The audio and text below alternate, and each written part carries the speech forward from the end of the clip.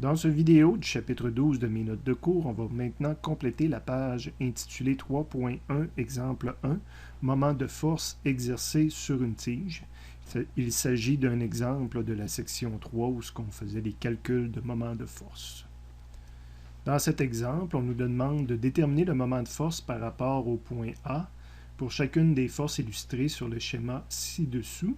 Quel sera le moment de force résultant et le sens de rotation associé à ce moment. Donc, au point A, ici, on imagine que la tige a été clouée. Si la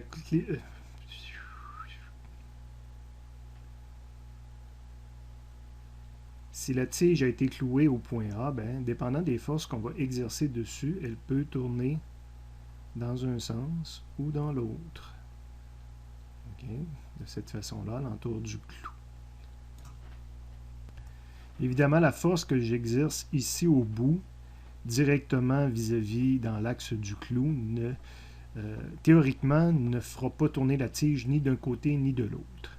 C'est sûr que dans la vraie vie, moindrement que je vais être débalancé un petit peu vers la droite ou vers la gauche, que je ne pousse pas exactement sur l'axe du clou, ben, la tige va commencer à tourner d'un côté ou de l'autre. Mais théoriquement, si je pousse en plein milieu du clou, de l'axe du clou, cette force-là ne fera ni tourner d'un côté ni de l'autre. Celle-ci, évidemment, ferait tourner la tige de ce côté-là.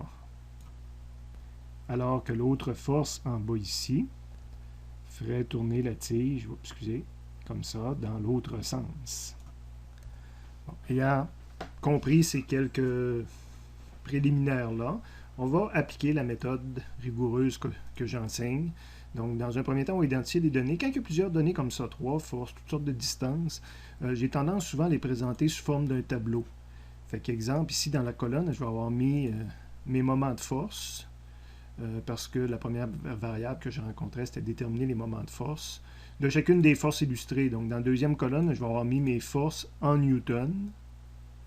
Dans la troisième colonne, je vais avoir mis les distances qui sont sur le dessin, donc les valeurs des distances entre le point d'application de la force et l'axe de rotation. Et une dernière colonne pour les angles qui sont mentionnés ou que je pourrais avoir besoin dans mon dessin. Je vais avoir 3 moments de force associés aux 3 forces. C'est pour ça que dans la première colonne ici, j'avais juste un indice. L'indice qui correspond là à M1, MI devient M2, MI devient M3 là, pour chacune de ces lignes-là. Et en plus, ces 3 moments de force-là peuvent être remplacés par un moment de force résultant. Donc, la dernière ligne, ça va être le moment de force résultant. Je vous rappelle la définition d'un moment de force résultant. Ben, c'est une seule force, je devrais dire ici, un seul moment de force qui remplacerait ces 3 moments de force-là qu'on va avoir au-dessus. Bon, dans la première colonne, évidemment, ce sont tous mes inconnus. Je rappelle, l'unité, c'est des newton-mètres pour un moment de force. Les forces, ben, ma première, ça va être celle que j'ai identifiée ici. F1, donc 400 newtons. F2, c'est la deuxième que j'utilise ici, 150 newtons. Et F3, c'est la troisième qui est identifiée sur mon dessin, 200 newtons. Et la quatrième, ben, le résultant, je m'intéresse au moment de force, je ne m'intéresse pas à la force, là, donc je n'ai pas de réponse qui va venir ici de toute façon. Les distances d'application des forces. Ben, F1 est appliqué au bout ici, donc à une distance du clou de 120 plus 70 plus 40. Donc, c'est ce que je vais avoir, identifié ici. Je vais les avoir mis en mètres, donc 1,2 mètres, 0,7 puis 0,4. La deuxième force est appliquée à 0,7 plus 0,4. Et la troisième force est appliquée à 0,4 de distance. Évidemment, je ne m'intéresse pas non plus à cette distance-là. Je m'intéresse juste au moment de force résultant à cet endroit-là. L'angle, parce que je peux en avoir besoin quand je calcule les moments de force. On a vu que le moment de force dépendait de l'angle de la force. Pour F1, que j'ai de la misère à attraper ici, je ne sais pas si je vais finir par l'attraper. Pour F1, il passe sur l'axe de rotation. Donc, son angle par rapport à R qui viendrait mesurer la distance ici, ben, c'est sur la même ligne. Quoique, là, je me dirige vers la droite. Habituellement, quand on mesure une distance, on part d'ici et on s'en va ici. Fait que je serais comme en sens inverse de ma mesure. Mais que je mette 0 degré ou 180 degrés, De toute façon, on va voir dans un instant que ça va donner la même réponse. Pour la deuxième force, on me donnait l'angle de 50 degrés, quoique de définition rigoureuse, même chose, je partirais du point ici, puis je fais une ligne qui va jusqu'ici. L'angle, je devrais le mesurer en arrière ici, parce que mon vecteur R qui vient mesurer là, pointerait dans ce sens-là. Mais ça ne change absolument rien, que je prenne 50 degrés ou l'angle de l'autre côté, 50 moins 30, ça va me donner exactement la même réponse. Moi, j'ai préféré écrire 130 de façon rigoureuse, mais 50 est tout aussi bon. Donc ici, c'était mon angle mesuré ici. La vraie réponse, c'est 180, mais 0 est tout aussi bon. Et ici, je devrais avoir un angle qui est caché présentement, que j'ai fait apparaître, là, mais que je prenne 50 ou cet angle-là de 180 moins 50, ça va me donner la même réponse de toute façon. Et le troisième, l'angle du vecteur F3 qui est ici, bien, avec la mesure de distance R, il fait un angle de 90 degrés que je peux illustrer ici. Donc, c'est 90 degrés que je le mesure d'un côté ou de l'autre. De toute façon, ça va donner 90 degrés. Il y en a deux qui sont en rouge différent. Lui, ben parce que quand quelque chose vaut 0, souvent sur les dessins, on ne les illustre pas. C'est sûr que là, je le mets à 180, on pourrait dire qu'il ne vaut pas 0.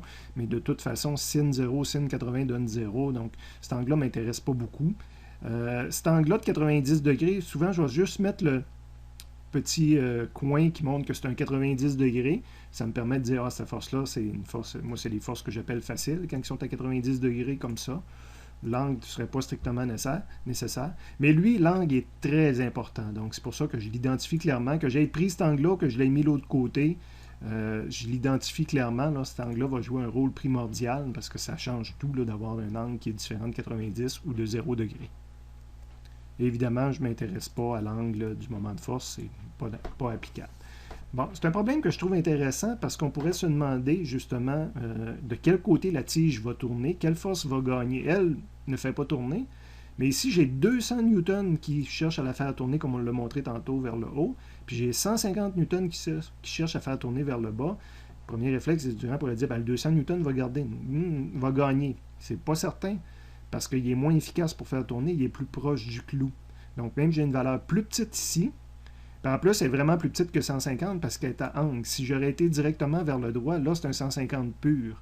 Mais évidemment, même si je tire 150 comme ça, j'ai aucune efficacité. Donc là, mon efficacité avec un petit angle comme ça est moins qu'un 150 newtons pur. Donc on pourrait penser, oups, en plus avec l'angle, ça va être encore plus petit. C'est-tu le 200 newtons qui gagne ou le 150 newtons? Il faut le calculer pour le voir, pour le savoir. Au niveau du dessin, il y a les R qui ne sont pas illustrés ici, parce qu'évidemment, ce n'est pas ces distances-là que je vais utiliser dans mes calculs en bas. C'est les bras de levier, c'est la somme de ces choses-là. Donc, j'ai pris la peine de remontrer que R1, c'est la distance complète pour F1. Là, le R1 correspondant, c'est la distance complète jusqu'au clou. R2, c'est la distance complète jusqu'au clou, donc c'est 210 plus 40, puis R3, ben lui correspond au 40. J'aurais toujours pu identifier tout simplement R3 en haut ici du 40, mais étant donné que j'avais commencé à mettre tous mes bras de levier en dessous ici, je les ai mis les trois. Autre chose que je vais ajouter sur mon dessin, les angles sont montrés, les R sont montrés, les F sont montrés, mais les moments de force ne sont pas montrés. Donc là, il me resterait à montrer le moment de force de F1, on va le voir dans une seconde, on va l'écrire. Lui, ce point d'interrogation-là, il vaut déjà 0. Donc, ça ne fait pas tourner d'un côté ou de l'autre. F2, le 150 newtons, on a dit qu'il faisait tourner comme ceci, donc dans le sens horaire. Donc, je vais l'illustrer dans une seconde. Puis le 200 newtons, lui, fait tourner dans l'autre sens. Le clou, je vais mettre mon axe Z dessus. Donc, je viens de faire apparaître les trois choses que je vous mentionnais.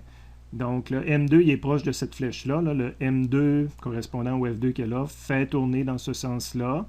Le M3 proche de cette flèche-là, correspondant à la force 3 ici, provoque une rotation dans l'autre sens. Donc, c'est montré par ma flèche rotative ici. Et j'ai rajouté l'axe Z, comme mentionné, pour montrer que j'analyse tout ça par rapport à l'axe de rotation qui est ici.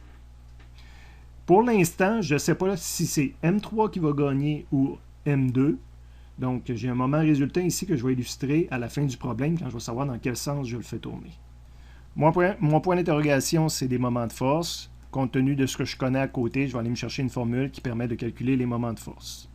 À la première page de résumé du chapitre 12, à peu près dans le milieu, on a nos façons de calculer le moment de force.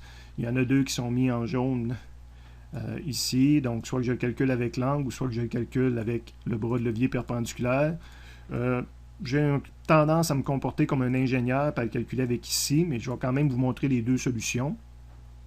Fait que de retour à mon problème, j'ai indiqué quel outil que je voulais utiliser pour solutionner mon problème. Donc, je vais calculer mon moment de force avec cette formule-là. Et vous allez voir un peu plus bas, en rouge différent, je vais montrer aussi que j'aurais pu le faire avec l'autre formule. Et je vais appliquer ça maintenant aux 3 moments de force. On va essayer de faire apparaître un petit peu le tableau en haut, aux 3 moments de force qu'il faut que je calcule. Donc, j'applique cette formule-là pour M1. Évidemment, c'est juste la première ligne qui m'intéresse le plus. Le bras de levier de F1, mais de toute façon, j'aurais déjà tendance à écrire que c'est 0. OK? Juste par analyse de la situation, parce que je pousse sur le clou. Mais si je le calcule, le bras de levier, c'est R1, c'est le 1.2.7 plus 0.4. Perpendiculaire, ça veut dire, c'est vrai, c'est pas ces chiffres-là que je prends, mais je trace une ligne qui passe par F1, puis je dis à quelle distance que c'est de mon clou. Ben, la ligne qui passe par F1, elle passe sur le clou, donc elle est à distance 0 du clou si on veut, donc 0 fois 400, son bras de levier perpendiculaire 0 fois 400 va me donner un 0 de toute façon. Ce 0-là apparaîtrait peut-être plus clairement avec la deuxième formule, parce que je ferais M1, le R1, c'est vrai que c'est 1.2.7.4, la force c'est 400, mais l'angle c'est 180 ou 0, l'angle de F1 qui est ici. Bien, que je fasse sin 180 ou sin 0, ça donne 0, donc 0 fois le reste, ça me ramène au 0 qu'il y a là. Donc, dans la version que moi j'utilise, des fois c'est peut-être moins clair de voir que le bras de levier perpendiculaire, pas le bras de levier, parce que le bras de levier c'est les 3 chiffres qui est ici, mais le bras de levier perpendiculaire est égal à 0. Quand on fait F2, on va mieux voir là, cet effet-là du bras de levier perpendiculaire. Ben, c'est justement F2 qu'on va faire maintenant. Donc, je dois trouver son bras de levier perpendiculaire. Pour trouver son bras de levier perpendiculaire, j'ajoute habituellement la ligne d'application de la force, donc un pointillé qui va vers l'avant puis vers l'arrière de la ligne de la force. Donc ça, c'est la ligne de force d'application. Et la distance que je dois mesurer, c'est la distance minimum entre cette ligne-là et mon clou. Et cette distance-là, c'est lorsque je suis perpendiculaire sur mon pointillé puis que je viens passer par le clou. Là. Donc moi, je voudrais connaître la distance entre ce que je monte présentement et le clou. Et ça ne correspond plus au 0.7 plus 0.4 qu'on avait tout à l'heure. C'est une valeur habituellement qui est plus petite que mon 0.7 plus 0.4, puis qui dépend, j'ai un triangle rectangle qui dépend quand même du 50 degrés que là. Fait que ça, ces choses-là, j'ai tendance à ne pas les mettre sur les dessins, sinon ça commence à alourdir beaucoup le dessin. Donc moi, le RT2 que j'indique ici que j'ai besoin, je vous rappelle, c'est la distance entre ça et ça. Et ce chiffre-là ne m'est pas donné dans les chiffres en haut.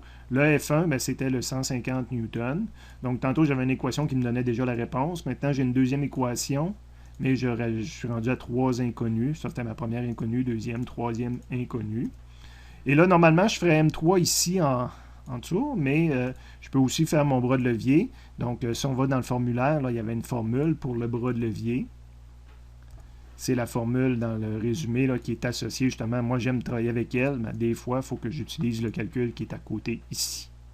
Ce que j'avais mis sur mon dessin ici. Fait que pour le bras de levier 2, je vais prendre R2. Ben là, R2, c'est vrai que ça va être le 0.7 plus le 0.4. Puis le sin, ben, ça va être mon 50 degrés ou mon 130. Ça ne change absolument rien. Donc, je viens d'écrire une quatrième... Ben, j'ai écrit quatrième, c'est parce que je n'ai pas encore décaché celle-là, mais ici, ce serait la troisième. Donc ça, c'était ma quatrième équation. La troisième, ben, c'était de dire, je vais calculer le moment de force du troisième vecteur qui est en haut ici. Son bras de levier, c'est R3, c'est tout simplement le 0.4. Puis sa force, c'est le 200 newtons, c'est le F3. Donc ça, c'était ma troisième équation qui faisait apparaître la quatrième inconnue, puis j'avais une quatrième équation qui ne faisait pas apparaître une quatrième inconnue parce qu'elle était déjà listée en haut. Donc pour moi, d'un point de vue physique, avec ce qui est écrit en vert, j'ai toutes mes solutions, j'ai toutes mes réponses si j'isole mes variables ou je fais mes calculs intermédiaires ou j'utilise une calculatrice qui me donne la réponse d'un seul coup. Avec l'autre méthode de passer par la formule plus physicien, si on veut, là j'avais déjà fait pour M1, si on veut. Pour M2, ben, le bras de levier, c'était le 0.7 plus 0.4 fois le 150, puis fois le sinus de 130. Fait qu'on voit là le RT2, qui est égal à 0.7 plus sinus 130, tout apparaît dans cette ligne-là d'un seul coup.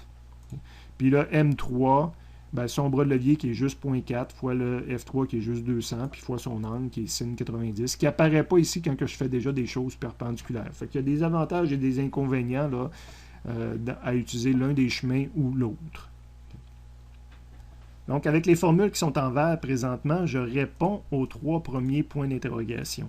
Mais maintenant, ces 3 réponses-là qu'on va voir tout à l'heure, je voudrais les remplacer par un seul moment de force et aussi savoir, ben, est-ce que ça va faire tourner anti-horaire ou horaire finalement. Ben, pour répondre à cette question-là, il faut aller dans le résumé du chapitre 12, à la 2e page, à la fin, ce que je vous ai fait ajouter. Si je vais avoir le moment de force résultant, puis avec son signe, parce que c'est son signe qui va me dire si ça tourne horaire ou anti-horaire, fait que je suis obligé de passer par cette formule-là pour avoir le signe, ben, je vais faire la somme des moments de force avec un signe. Donc là, je dois tenir compte du signe, je dois tenir compte du fait si ça tourne horaire ou anti-horaire. Si je m'intéresse à la valeur absolue, après ça, ben, j'enlève le signe tout simplement pour avoir le chiffre de moment de force, mais je dois utiliser celle-là pour trouver le sens de rotation. Donc, de retour à mon problème, c'est la première chose que j'ai fait, dire je vais faire ma somme des moments de force en tenant compte des signes. Donc, mon premier moment de force, c'est M1. Ben là, que je tienne compte des signes ou pas, il est égal à 0 de toute façon.